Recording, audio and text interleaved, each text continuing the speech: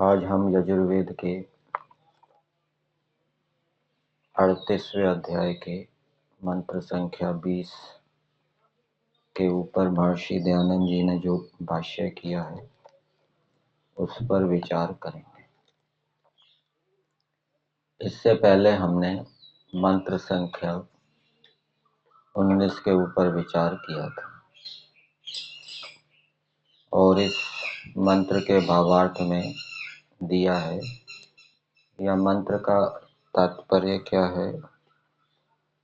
परमेश्वर ने मंत्र संख्या 19 का उपदेश किस लिए किया है, किस प्रयोजन के लिए किया है, वो भावार्थ में बताया है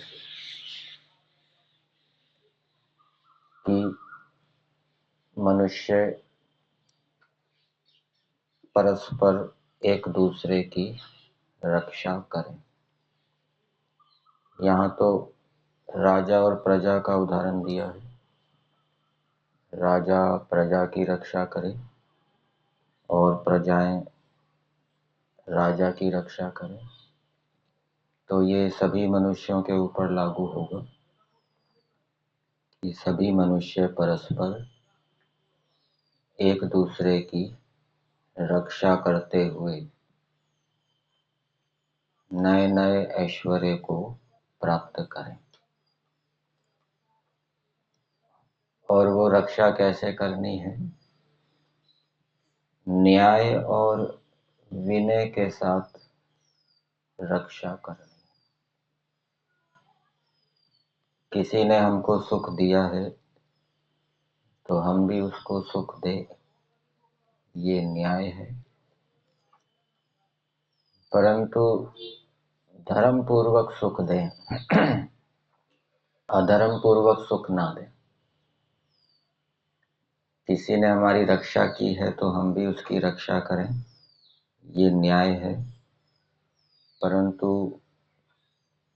धर्म पूर्वक रक्षा करें, अधर्म पूर्वक नहीं।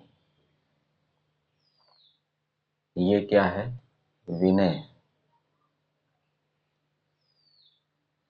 पंडित गुरुदत्त विद्यार्थी जी के जीवन के विषय में आता है।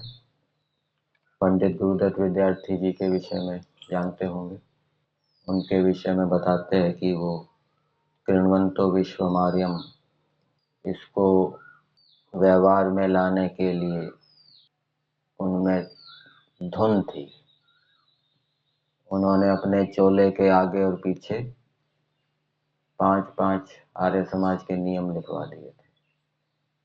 जहाँ भी जाते उनके चोले में आगे पीछे वो आर्य समाज के नियम लिखे होते थे और जो भी मिलता उसको आर्य बनाने में जुट जाते। ऐसी लगन थी, धुन थी उनमें। 10वीं कक्षा में उनको सत्यार्थ प्रकाश उपलब्ध हुआ और कितनी बार पढ़ा? 18 बार बताते हैं। और जब भी पढ़ा तो वो ये कहते हैं कि मैं हर बार नए नए रत्न इसमें पाता हूँ। तो उनकी प्रेरणा से ही 4 वेदांती साधु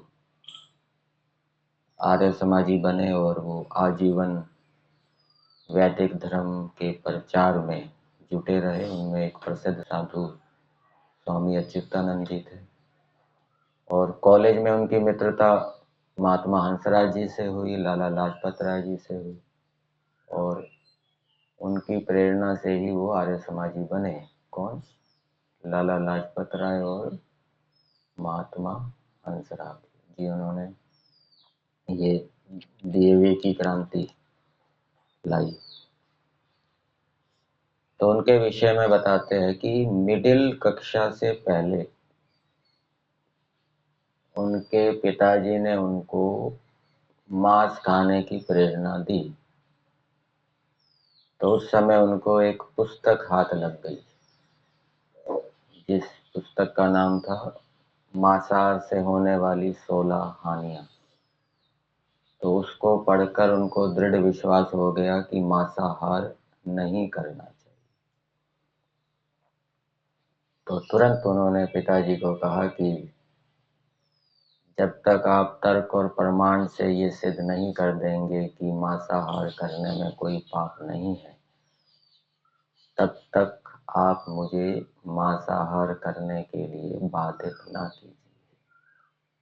ये क्या है? विनय है।